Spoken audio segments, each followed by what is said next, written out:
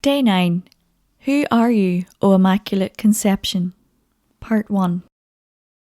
Yesterday, when I mentioned St. Maximilian's arrest by the Gestapo, I left out a remarkable detail that will be important for today's reflection.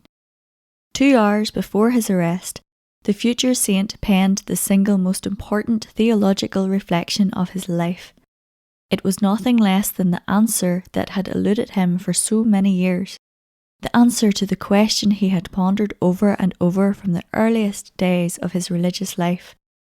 Who are you, O Immaculate Conception? In today's reflection, we'll begin to unpack this remarkable document, but before we do, let's pause and say a silent prayer to the Immaculata, asking for the grace to receive Colby's wisdom. The document begins as follows.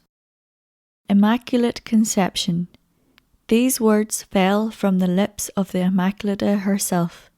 Hence, they must tell us in the most precise and essential manner who she really is.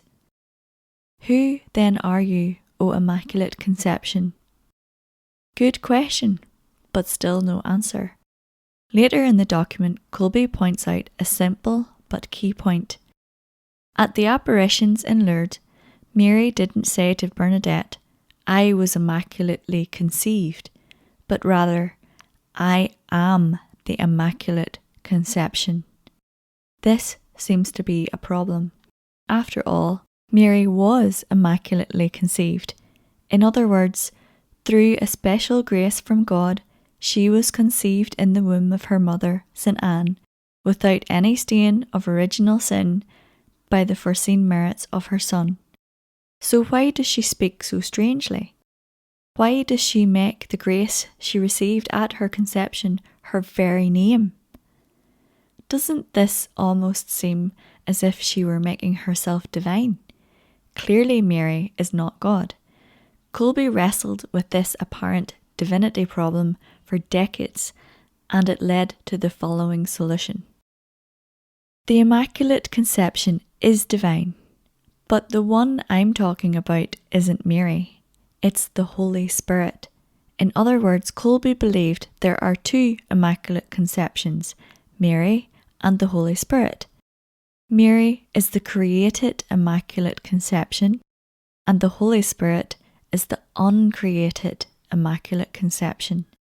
In other words, before there was the created Immaculate Conception, Mary, for all eternity, there is the uncreated Immaculate Conception, the one who for all eternity springs from God the Father and God the Son as an uncreated conception of love, and who is the prototype of all the conceptions that multiply life throughout the whole universe.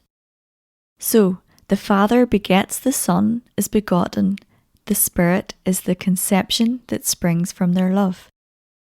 Now the Holy Spirit is a conception in the sense of being the life and love that springs from the love of the Father and the Son. In some analogous way, there's the conception of children who spring from the love of husband and wife. The Holy Spirit is an immaculate conception because, being God, he is obviously without sin. And finally, the Holy Spirit is an eternal, uncreated conception because again, he is God.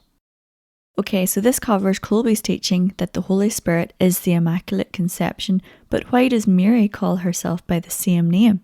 We leave this question for tomorrow. Today's prayer.